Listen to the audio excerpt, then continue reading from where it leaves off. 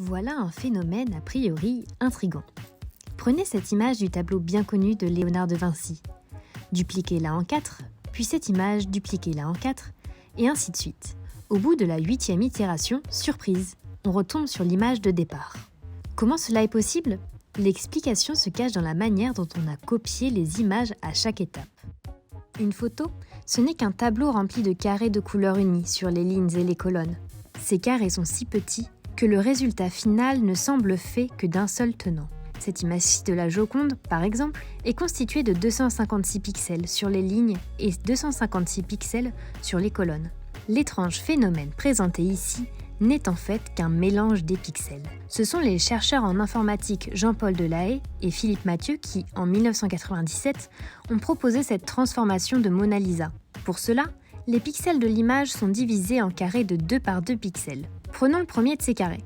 Chacun des pixels qui le composent seront tour à tour le pixel en haut à gauche des répliques de la Joconde. Le pixel en haut à gauche est envoyé sur la première réplique, celui en haut à droite sur la deuxième, celui en bas à gauche sur la troisième et le dernier sur la 4e réplique de Mona Lisa. On passe au carré suivant, on répartit les pixels et ainsi de suite avec les autres carrés de pixels. On obtient, au final, une nouvelle image à laquelle on fait subir le même processus de regroupement puis de distribution des pixels. Mais cela n'explique pas une chose. Pourquoi est-ce que ce mélange particulier des pixels qu'on a répété conduit au final sur la Joconde de départ ?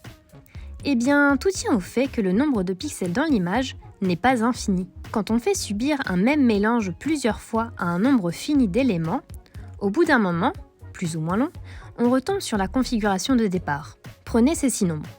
Si on choisit de les permuter les uns les autres de cette façon, c'est-à-dire un nombre impair est envoyé sur le nombre impair suivant et un nombre pair est envoyé sur le nombre pair suivant. Alors, il ne faut que 3 étapes pour revenir à la situation initiale. Et en fait, la même chose se passe ici avec notre image de 256 par 256 pixels. Et d'ailleurs n'importe quelle autre image tant que celle-ci a la même taille. Ce phénomène est appelé la transformation du photomaton.